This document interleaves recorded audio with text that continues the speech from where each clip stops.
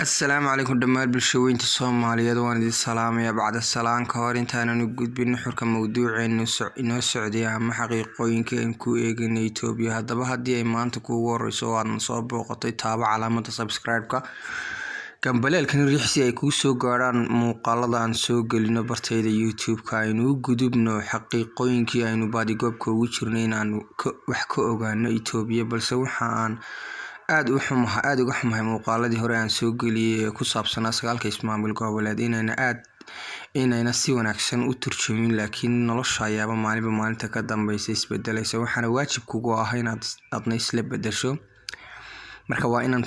marka dambaysa videoga isbedel ku sii sameeyo hadduu Ilaahay ogolaado sida ay noloshu isku bedelayso waa qasab inaan lagu isku bedelo sidaan wada ogsoonay Itoobiya waa dawlad federaal waxaana ka jira 9 ismaamul goboleed inkastoo hadda la leeyahay 10 ay noqotay haddaba waxaynu maraynaa ismaamulka lixaad bal aynu eegna ka toddobaad oo ah Oromiya waa ismaamulka kamid ah 9 ismaamul goboleed Itoobiya dhul ahaana wuxuu ku yaalaa bartamaha Itoobiya wuxuuna xuduud la leeyahay dhammaan ismaamulka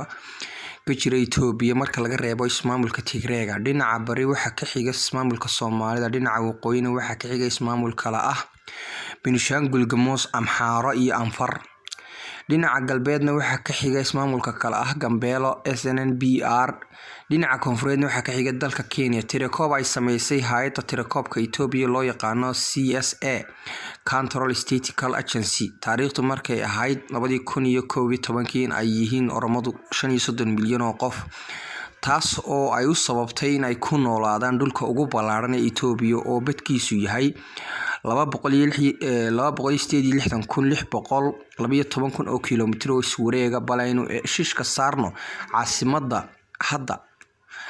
hadda waa Addis Ababa sidoo kale loo yaqaan Finfiina sidoo kale waana caasimada dalka Itoobiya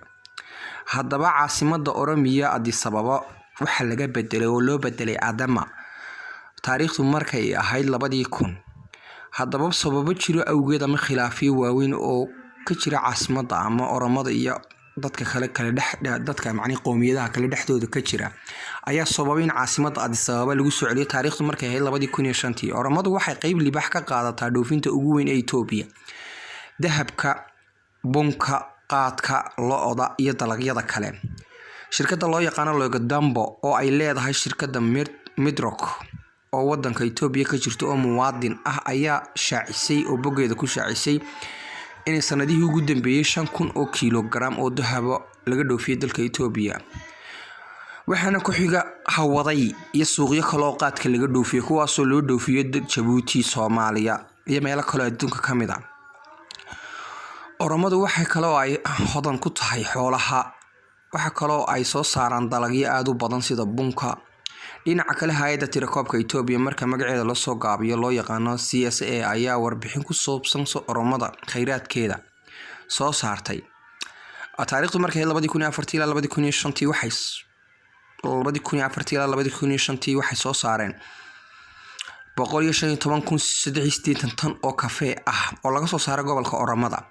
tani waxay ka dhigan tahay percentage ahaan ama isku celcelis ahaan wadarta wax soo saarka ee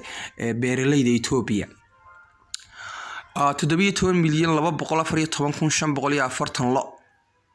waxay matalaysaa qiyaas ahaantii 44.4% macni 44.4 boqolkiiba wadarta guud ee xoolaha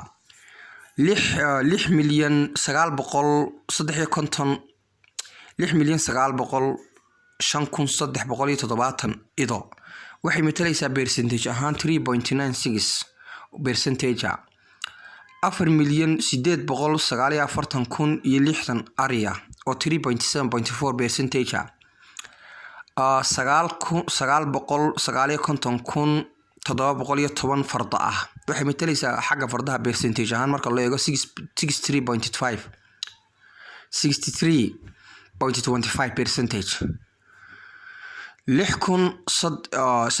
6,360,460 dameer ah taas way laakiin 4.3% ahaan